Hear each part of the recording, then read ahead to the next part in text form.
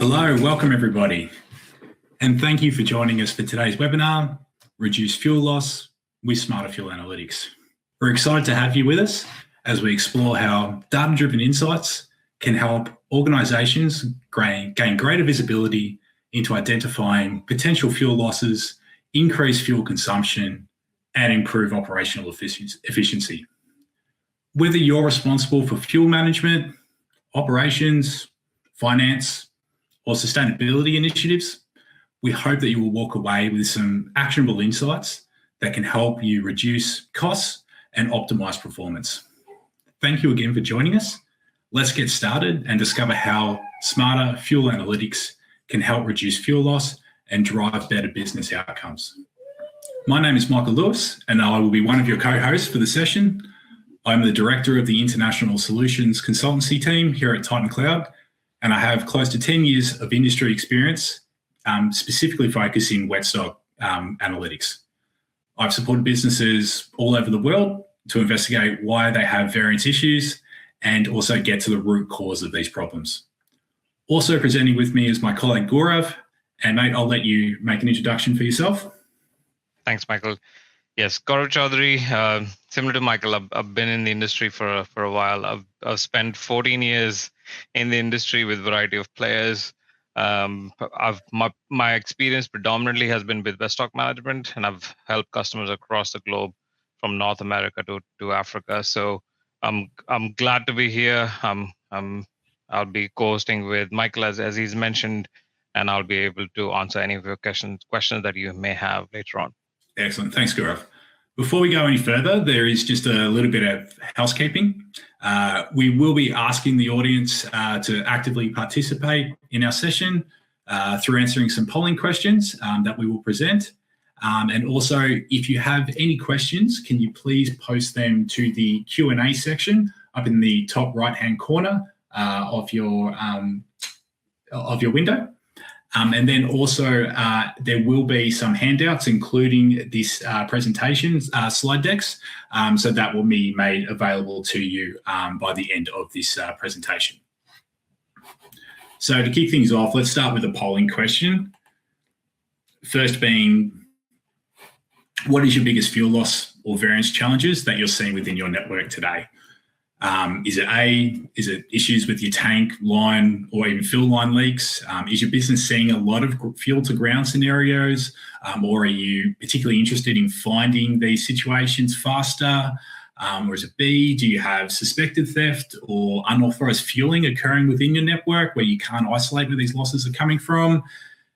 Do you have potentially delivery reconciliation issues? Are you unsure that what you're paying for is being delivered into your tank when you're looking at your bill of lading volumes versus what your gauge might be telling you?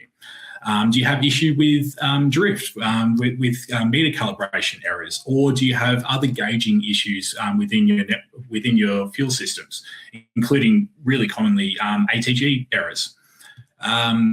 Is it potentially slow flow or dispenser performance issues?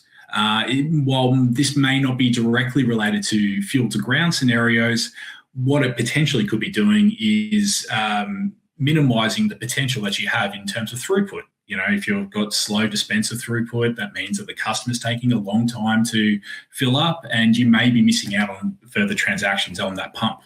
And a very common answer that we get when we start talking to businesses about wetstock and fuel analytics is they're not too sure.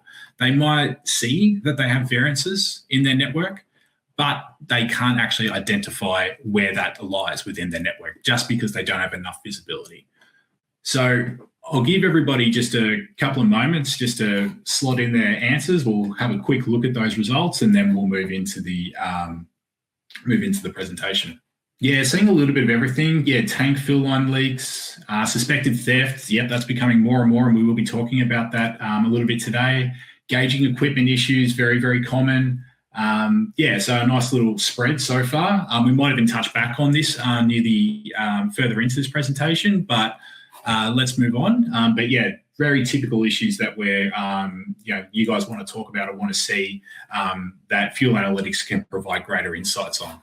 So typically when a business is reconciling fuel, It can consider data points from many different systems and equipment within the fuel system itself, including tank gauge data, whether that's from a manual dipstick through to a fully automated ATG, sales transactions from POS systems, or you might be using totalizer data from the dispensers, bill of lading volumes, whether you're using a temperature-corrected volume or an ambient volume coming from the terminal, and then a series of sensors and ATG alarms that might be available to you. And, you know, in a world of euphoria, we would like to imagine that every litre that enters that fuel system is sold and accounted for. However, in reality, we all know that that's never the case. There's always some sort of loss or some sort of variance that's occurring within a fuel system. And this can be ranging from many different issues. One, it can be, you know, quite deliberate fuel to ground scenarios like leaks. It can be theft, unregistered sales. It could be short deliveries, whether they're accidental or deliberate, or it could be manufactured losses from poorly calibrated gauges, which is a really common scenario. Or you might be giving away product or ripping off your customers due to uncalibrated meters, or particularly in North America where we see a lot of blended sales where you might be pulling product from two tanks, your blends might be set up incorrectly. So you might be pulling too much product from one tank but not enough product from another tank. And I guess the point that we want to make is that fuel loss is not always isolated to one event or one trend. However, fuel loss trends can often present a pattern across multiple systems. And to further dig into these fuel loss patterns, a single scenario like fuel theft can often present itself in many different ways. And particularly due to recent geopolitical events, we've seen across the industry a significant increase in fuel theft scenarios, and also a significant increase in the different varieties and different ways that people might be stealing fuel from a site. You know, no longer are the days when simple drive-offs or one-off thefts from a tank is the norm. You know, we're seeing significant amounts of product being taken, you know, from large regions due to organised crime that might be working their way through a country. So they don't hit one site, they might hit 50 in a region in a very short period of time. There's pulsar manipulation. There's delivery drivers skimming. We've seen scenarios where product is being stolen and then diluted with substitutes, whether it's a cheaper hydrocarbon through to water. And also inside jobs by staff that might have a better understanding about the ins and outs of fuel reconciliation and can hide their theft better in their day-to-day operations. So these different types of theft, while they can be detected, they often present themselves in different ways in reconciliated data, which can be difficult for fuel operators to easily identify. And one of the biggest challenges facing petrol companies today is aligning the priorities of multiple departments that rely on site data to make logical decisions. So, for example, the operations team, they might be focusing on maintaining fuel availability and minimising disruptions. The environmental teams, they may be focused on leak detection or meeting government compliance. Accounting departments, they might seek accurate inventory reconciliation. And while the maintenance teams, they could be focusing on reliability and proactive repairs. And although these groups, they share a common goal in improving site performance, they can often work with different data sets, processes, and success metrics. And as a result, limited data sharing across departments, inconsistent investigation workflows, and a lack of visibility into the status of sites are issues that we see quite a lot across the industry. And this can create silos that delay decision-making in businesses, which degrade these success metrics. So, for example, you know, it might take a while to get accurately reconciled data. So if you're waiting for the data to be updated, you know, 2, 3, 4 days after you want to start an investigation, you could have been leaking fuel to the environment, and your decision to go escalate that has been delayed because of all these intra-policies that we've got within a business. So to summarise, this limited insight that businesses may or may not fully realise manifests in workflows that are just not efficient.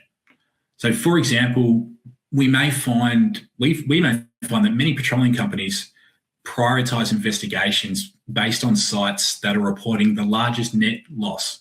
So they look at their network and they say, the top 10 sites that we're going to prioritize are going to be the ones that saw the biggest volume of fuel in terms of a negative number. And while this approach might seem logical, it often results in investigation resources being directed towards the busiest locations simply because they move the greatest volume of fuel. Okay. And high throughput sites, they naturally experience larger net variances. And factors such as evaporation or temperature fluctuations can significantly influence these figures. So these are scenarios that are not due to fuel to ground scenarios, or even scenarios that a fuel company may not be able to control because they're a part of the everyday working losses. So as a result, a site that might be showing 50,000 litres in losses in a month may logically say, we've got a problem with this site, but that loss may only represent a fraction of the actual throughput. It might represent 0.1, 0.2% of the throughput. Meanwhile, you might have a smaller site that's lost 500 or 5,000 litres per month, but that might represent 1 to 2% of the throughput at that site. It is a much larger percentage of losses that are unaccounted for, and generally will isolate that there's actually a problem within that particular site compared to the normal day-to-day working losses that you would experience in your busy sites. So with all of that information, how can we overcome this? This is where Titan's fuel analytics step in, okay? By taking into account multiple sources of data, including gauging, equipment, transactional information, and deliveries, we can create a clearer picture of where issues lay within a fuel system to be able to provide accurate information of the root cause explanations for variances. So Gaurav will go into more detail on this, but known variances including temperature, A to G calibration errors can be accounted for. And by accounting for these and reconciling at a higher frequency, our business will be able to detect specific trends within a fuel system, provide an initial assessment and the priority of the variance through alerting, provide ample reporting to further back up the assessment of the system, escalate the issue, and then verify through alarm management and the system itself that the problem has been resolved through the appropriate maintenance actions. Think of it like a magnifying glass on your fuel variances, okay? So instead of throwing a net out there and looking at everything at the end of the month, for example, you are able to pinpoint issues when they occur due to high frequency reconciliation. And with that, Gaurav, I'll pass over to you and you can provide some further insight into the fuel analytics setup and some specific use cases. Yeah, thanks, Michael. Before I start, I think just as a reminder to the audience, if you have any questions, please post them on the Q&A section and we will try to address those. And thanks, Michael, for explaining why fuel loss is not just a margin problem, but it's an operational problem as well as a data visibility problem. As fuel retailers are becoming, fuel retailing is becoming more complex and price sensitive, operators need to spot issues earlier and faster. And this is where Titan comes in, and Titan Cloud with its fuel analytics helps operators move from raw variances and disconnected signals to prioritize actions. Now we do that through a variety of ways, and I will cover some of those throughout this remainder of the presentation. So if here on the screen you have a few of those key areas. Now, if you look at wetstock variance management, now this is where our secret sauce comes in. We collect the data from the sites. We're adding our own algorithms and trying to give you actionable insights against those variances. We also do, we are a strong believer in root cause management and reducing the variances. And as a part of the process, we do tank gauge calibration. So, we will cover that later on in much more detail as well. But the value with that essentially is we can reduce your variances. You're actually actioning the variances that actually matter, and you can improve your overall operational KPIs as well with improvement of the tank gauge calibration. Root cause diagnostics, this is where a lot of the expertise come in. And this is not just escalating an issue and forgetting about it. We make sure that we're actually escalating it to the right team.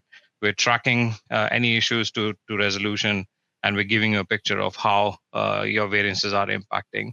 Advanced fuel loss detection. Now, this is an area where we have proven expertise. We use industry recognized algorithms and third-party validated algorithms to essentially identify losses and leaks. Um, Data-driven alarms. This is proprietary to Titan Cloud. We are not reliant on only on like the sensor and the device alarms. We actually have built in bolt-on logic to make sure that we're actually escalating the right issues and we're able to provide value to our customers. And we do that through a variety of ways that we will be touching upon in few of the next slides as well. Pump and nozzle flow analytics. This is related with not just uptime, but monitoring and taking action on flow rate issues before they become big issues, and making sure your customer experiences are staying as optimum as possible. What I'm going to do next is I'm actually going to try to walk you through some of the use cases and findings to show you how we help our retailers and some of the scenarios that we tend to identify as a part of our services. So what we have here is if you look at an investigation, often that happens in different places at different times and by different teams. And it's hard to correlate an issue in isolation. This is an example whereby a retailer was seeing fuel losses across multiple sites. Now, with our managed services, our trained analysts can actually correlate investigation issues across several sites. And what was identified here in this case is essentially a similar theft was happening across multiple sites. Interestingly, of course, it was happening at different times, mostly at night, but it was happening within a 23-minute radius. So you can think, it's like an organized theft. Once they've tried it at one site, they're happy. Oh, they're going to try a few more sites. So they've gone out and tried to target similar fuel. So they've actually targeted like a premium fuel grade. They were targeting a similar amount as well. And the way the power comes in from our perspective is we are able to build that correlation, and we were able to identify these issues so that you can notify the right authorities. And not just that, if you're just looking the variance on his own at a site, you may not spot this issue. So this is where there's a lot more analytics that comes in, and Titan Cloud can of course help you identify such issues. So this is a use case around how our data-driven alarms can actually help you identify issues. Now, we have sudden loss alarms in place, which are not same as your ATG alarm. These are based on proprietary algorithm from Titan Cloud. Again, the objective of the sudden loss is essentially to identify theft scenarios, unauthorized fueling, catastrophic leaks, and sometimes equipment issues as well. What we would do generally is, with a part of our services, we are actually collecting high frequency data sets. So we are collecting inventory from anywhere between 5 minutes to 30 minutes, and every sales transaction. So what does that give us is it gives us a granular view to look at a time snapshot. And in this example, we can see we had a big drop on a tank, of course, at night when there's less staff on ground, and a fuel around 650 liters was lifted. Now, what you would see in general processes is a site manager or an operations team is looking at variances in a time lag, and they're looking at variances, say, a day or sometimes weeks later. And these type of issues are harder to identify, but with our system, we have alarms and alerts that would actually trigger an analyst workflow, and they would use their expertise to essentially drill down and find the issue and escalate accordingly. And in this instance, again, as this was a theft, the authorities were notified. We requested CCTV footage as well with the customer so that the customer was able to pass that on to the police in this instance. So this one is so briefly covered by Michael earlier as tank gauge calibration as an important aspect. Now, again, we are strong believers that we need to reduce losses and we need to pinpoint to the right issues. And data, when it's skewed, can have a lot of impact on how you're seeing those variances. Badly calibrated or inaccurate calibration can actually skew some of the losses that we're seeing across sites. So what we would do is we can run our tank gauge calibration processes across the sites. Since we are collecting again the higher frequency data set, we are able to virtually calibrate a tank. Again, once we have done a virtual calibration, we can also show you the improvement on the data set, how that improvement is looking against how the ATG or the raw data that was collected, and compare the performances. And once the customer is happy, we can also provide you a strapping chart so that you can upload it on the gauge. Again, the benefit of applying and having a better calibration goes across several areas. So it goes across not just improving and reducing your variance. It helps you with accurate alarm accuracy as well. So your alarm thresholds are lower. You're actually looking at the right variance, and your thresholds are actually much tighter as well. It also helps you with better planning and forecasting because the inventory that you're seeing is more accurate than a poorly calibrated or inaccurate calibrated tank. And again, of course, there's a bigger impact on the profit and loss as well with calibration related issues as well. And I'll actually pass it on to Michael, who will actually show you how, in terms of data and analysis, how a calibration can skew an issue, and with a better calibration, you can see how the trend looks like and how we can identify issues and leaks faster. Yeah, thanks, Gaurav. So just bear with me, everybody, while I just share my screen. This is just a little bit of a demonstration that we wanted to show. There's a lot of information here. However, all I want to focus on, everybody, to take a look at this little table down the bottom corner here, which is going to show cumulated variance on a fuel system day by day as it's reconciled with a tank gauge calibration error.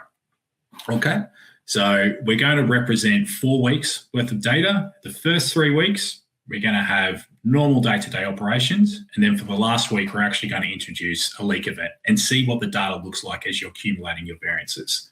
So every week, we're going to have deliveries that occur on Wednesday and Saturday, okay? Every single week, just to keep things simple.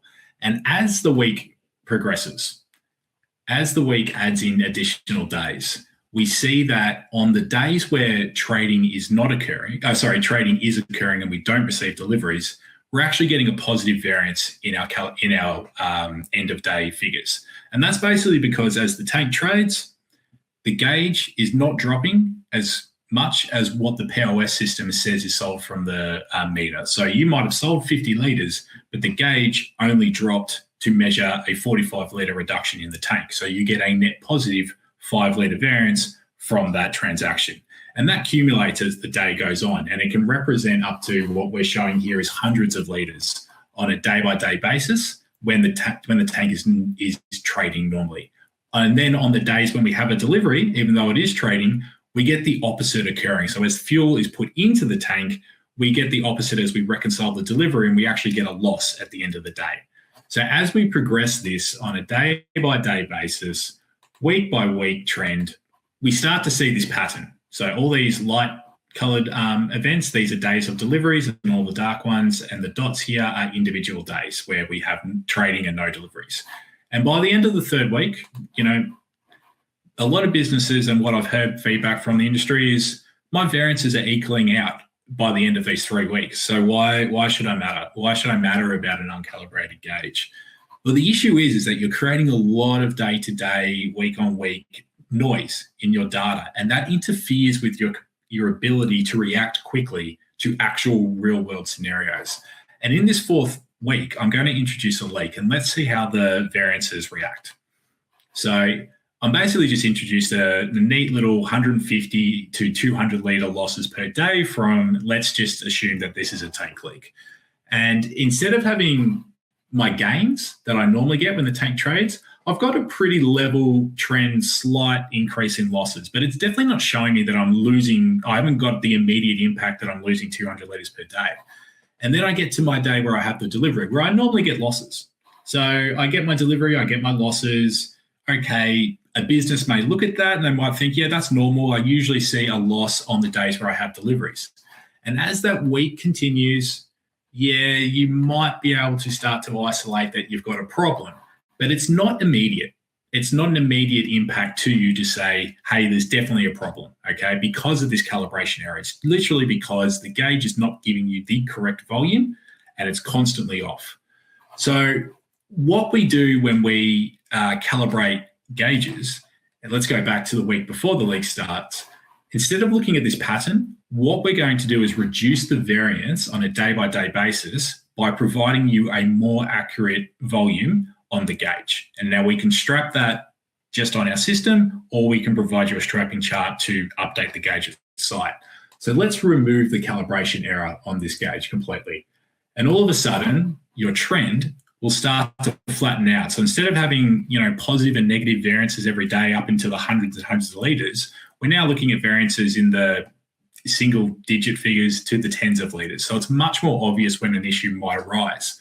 And when we introduce this leak, all of a sudden, the trend is dramatically different to what it historically has been. And the impact is immediate. No longer do I have my offset errors with my deliveries. All of a sudden, I've got a very obvious scenario that there is a problem within the system. And we can apply a magnifying glass to this data. We can pick it up on the day one because the trend is so different to what it previously was. So look at this trend where it's very obvious that you've got a problem incurred on that week, and then compare that to if you had a calibration error. Much more, not as much clarity in this data set compared to what you have when we remove that positive, negative variation caused by calibration errors in the day-by-day data. So, just something to think about. So I'll just stop sharing, and Gaurav, I'll just flip back to you once the presentation's up. I think we try to emphasize the importance of calibration. As you imagine, as you know, that for fueling, what you ordered is very important as well, and what you dispense. So what we're doing with our services is we're monitoring from your order till dispense across the board what is going on throughout the eco chain. Now there's a lot of variation that can come in. Now what we would expect as a part of the service is we would want to get the bill of lading information, and the reasoning for that is a variety of applications. So we can identify delivery-related thefts based on what was being ordered and what was delivered on the tank, trying to identify patterns. And again, what we are trying to do additionally to that is we're also trying to improve variances. And with the tank gauge calibration piece that Michael just explained, we're able to actually bring in some of the thresholds down and make impact. The example that we have on the screen is, if you look at the April 2022 figures, this is before this is like onboarding immediately after we've started the services. The client had an extremely large threshold of delivery matching. They were running and investigating a large variety of deliveries, around 449, and they were investigating those issues. So there was a lot of moving parts to different investigations, and not only from Titan Cloud's perspective, but also from the customer's perspective, because this is a partnership. We would normally escalate an issue. There's a verification process, and there's a lot that can happen. But what we were able to achieve with our calibration services and our other services that brings the variance down, we were actually able to move the matching threshold much higher, so or much lower. So you can see our auto match rate in Feb 23 was around 99%, and the delivery matching threshold was actually much tighter as well at 5%. And the result of that was, instead of around 400 investigations on deliveries, we were only doing around 25 delivery investigations. And these delivery investigations can be a variety of ways. These could be some data errors, could be real thefts, could be terminal drift related issues as well. So there's a lot that can happen, but this is just an example of how you can see, at the start of the service and as we go along, we're actually able to move and improve the different thresholds. And again, the emphasis here is with better delivery validation support, you can actually get the carrier to be more accountable as well, and you can reduce the manual follow-up that is required. And with our services, you're able to achieve that. I know we've got quite a few questions coming up, but we will try to address them after maybe a few of these slides. We do have allocation for all the questions and answers. Keep those questions coming in, which is great to see, but we will address them as shortly. I do want to highlight quickly our flow rate analytics. Again, the objective of the flow rate analytics is to ensure that your forecasts are performing optimally, you have the right data set, and you have the right actions that you can take against flow rate related issues. On our platform, we actually, on our dashboard, we show flow rates in 3 different categories. First is slow flow, which is a simple way of showing when a threshold which is broken, you need to start monitoring the nozzles. We can apply various thresholds across the network. So we can apply specific thresholds for the high throughput, as well as we can apply thresholds for the normal throughput pumps as well.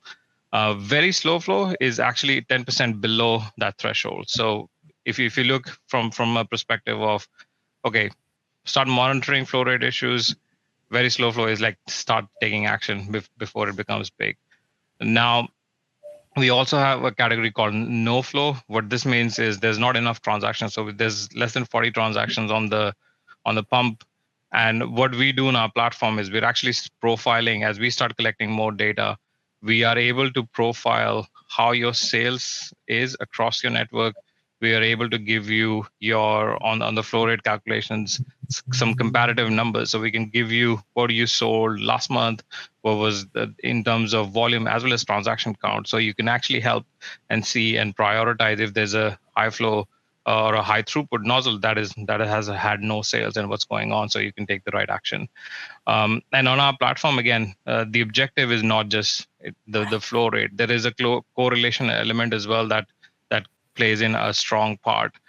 So what we would do is on our platform, we have both like tabular alerting as well as charting that shows you different areas of how your flow rates are performing.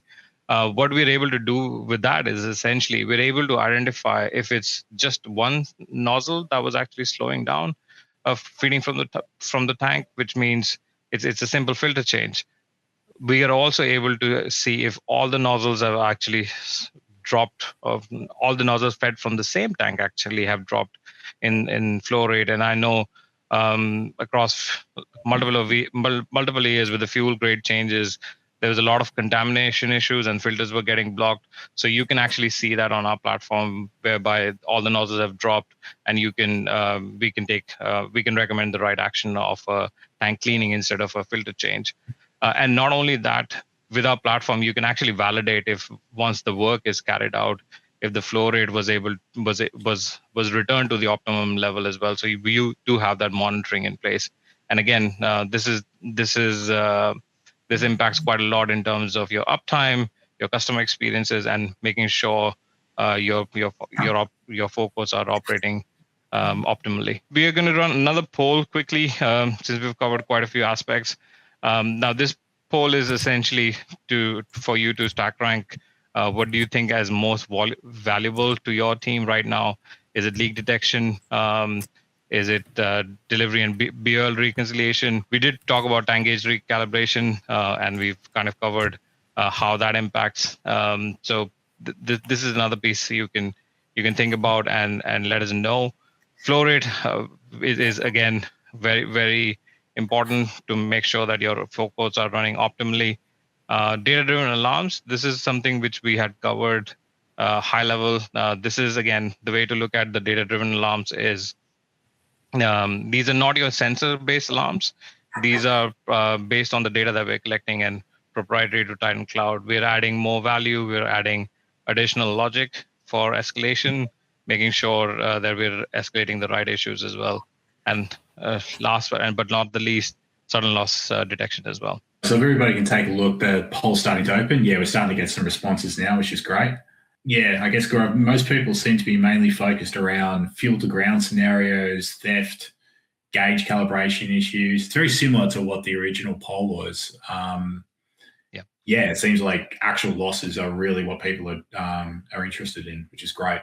We'll just keep this one open if we don't mind, team, until the end, and then we can also take a look at it at the end of this presentation. But what we have available for you is a testimonial from one of our long-term fuel analytics customers, Circle K. And in it, Yanis Karpov's the senior wetstock manager. He discusses how fuel analytics and its product suite has helped their business make better strategic decisions by combating issues within their network. I won't play it today, obviously, due to timing, but we strongly recommend that you watch this, and we'll make the link available in the handout of this presentation. But before we get to the questions, just to conclude, there are 3 points that, 3 sticking points that we would like you guys to remember. First being fuel loss. It's not always obvious. Real world scenarios, including tank leaks, line leaks, theft, short deliveries, all of what everyone's interested in talking about today, they all leave their unique mark in reconciled data. The challenge is that operators, they need to be able to quickly visualize and identify trends within fuel systems or networks on a whole that lead to impactful actions that are going to reduce fuel loss within a network. And then finally, a powerful way to do this is to use smarter fuel analytics. The ability to reconcile data at a high frequency, control known variances like temperature fluctuations from seasonality or hot and cold deliveries, and correcting for ATG calibration errors allows a magnifying glass to be put onto your network that can isolate and alert on unusual variances. This will allow you to protect your fuel margin, reduce variances, and keep your forecasts flowing. So just finally, our additional information and links, including that testimonial, is just located on this slide here. And then let's get stuck into answering some of these questions, Gaurav. We've had plenty come through, so thank you very much. Cool. I might start off. Yeah, you want to start off? Sorry, you go. Yeah, so I think we've had a really long question from one of our participants, but I will try to answer that as much as possible. So essentially, the message of that question is fueling is very complex. There's a lot of moving parts from delivery to dispense, and how are we essentially managing like seasonality and other things as well. So I had briefly mentioned that we are actually collecting all sales transaction, high frequency data set. We're actually collecting additional information around temperature as well. And what we do in our platform is we're able to classify your variances into different categories. So we will generally, as an example, we will categorize variance into temperature-related variances. You would see any adjustment-related variances as well, like any manual adjustments, missing sales, pump tests, so on and so forth, and calibrated-related variances. And where we want to focus on is like the unknown variance, and this is where we would run our analysis. To the seasonality question, again, since we've done that secret sauce and value addition on the temperature, you're actually able to see the temperature impact throughout your daily variances. And we run our temperature analytics for a long time period as well, doing on our SIR engine, and we can show you how that impact is. And Michael, if you want to add something to that as well, especially around seasonality, please feel free to. Yeah. So with seasonality issues, we've actually got quite a lot of business up in, really, really cold regions of the world. So quite often what we see is as the weather gets colder, it's actually the driver events that are the biggest issues. So the product that's being driven out to sites, they're usually much colder than what's happening in the ambient temperatures in the underground environment. So as the fuel is entered, you see a sudden contraction in the overall fuel because you've introduced a cold product to a warmer product. But eventually what you'll see is that type of temperature will eventually get back to that ambient standard as the fuel will heat back up because of the underground environment. So eventually you'll get your gains. So what our system will do, it recognizes that the fuel has changed because the temperature's changed because we're measuring temperature on the BOLs or the delivery information. We're measuring gauge-related temperature changes, and we're accounting all of it. So we don't include that into our unknown variances. We know that the product has increased or decreased due to shifts in temperature. Therefore, we're not going to say that that's a part of an unusual or unrecognized gain or loss in your system. And with this additional data, this probably leads very well into another question that was asked is, how do you get it? What are we connected to?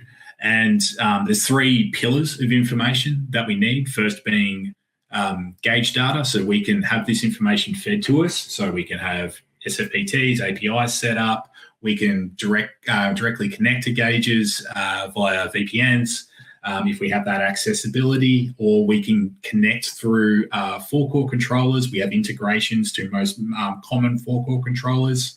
And also we do have hardware devices which we could potentially look at setting up that would directly connect to site gauges. Our inventory data, our transactional data, again, the connections can be a similar way. We typically like to get that information pushed to us via an API. However, we can also collect that information through forecourt controller setups. And then finally, the delivery information, the isolated delivery information. We're already obtaining the ATG delivery information through the inventory data, but what we want to make sure that we're gathering is the bill of lading delivery, so we can do proper delivery reconciliation. Now, typically that information is fed to us, usually through an API, because that information would typically sit at the head office or with a third-party vendor. So however we can get that information fed to us, we're pretty open with businesses. We have a question around what is the typical response time for an analyst to investigate the loss and contact the client? So the answer to that is it depends. So we have different alerts that generate from an hour to a daily basis. And what we would do based on that is the analyst would run their normal root cause analysis processes. They would run their normal workflows. In the theft example that you saw on the screen, that would generate generally in an hour. And the reasoning for that is we want to validate and make sure there are no equipment issues as well. So we're taking the noise out, making sure we're actually escalating the right issue to you. And what our best practices are that we generally have a best practice of escalation. With our customers, what we tend to do is we would normally workshop on how the escalation path needs to be. So we would escalate accordingly. So we would escalate based on the criticality of the issue. We would escalate based on the SLA that has been agreed for that particular criticality incident as well. And we would escalate accordingly to the right parties and making sure we have a chain of escalation path agreed as well. And that's normally how it's done. We normally have workshops with the customer, making sure that we have the operating procedures in place and the right escalation paths in place as well for any investigative work. Yeah, thanks, Gaurav. I think we've probably got time for one more question. This was a pretty interesting one that was read out, and I think it's something that we do need to cover. At least partial of this question I'll answer. One is, the question is site controllers are sometimes incorrectly configured. So manifolded tanks may actually not be manifolded, or non-manifolded tanks in the cyclocontroller actually might be manifolded. That's okay with our system. What we do is we just ingest your tank data, and we understand that is a big issue with networks, understanding what the correct mapping might be within a system. So what we do is we're basically ingesting your data, and our system will do the automatic mapping for you. Okay, so we will determine where the manifolds lie, again, by monitoring transaction patterns and monitoring delivery patterns. And for example, if a manifold changes, our system will update it, and will also alert the business to say that we have seen a change in the way that the mapping is occurring within a network. This is what happened. A new grade was started trading from a new pump. A manifold was split. A manifold was put together. We've detected a new tank. All of our system will automatically generate this. So the administration time on maintaining a network or maintaining the mapping correctly on a network, which is essential for measuring variances, that's all taken care of in the system in the back end before you start seeing results. So there's a couple more questions that I think we'll reach out to individual users in order to get a response back. But thank you very much for your input. It's been really, really interesting, particularly some of these questions that we are getting. I think we'll finish up now. On behalf of Titan Cloud and myself and Gaurav, thank you very much for attending our webinar. Late in the day for me. As I said, please feel free to download those handouts, and the information packages are available. And for the questions that we're yet to get around to, we will reach out to those individual users. But thank you very much. Yeah, thank you very much. Thank you.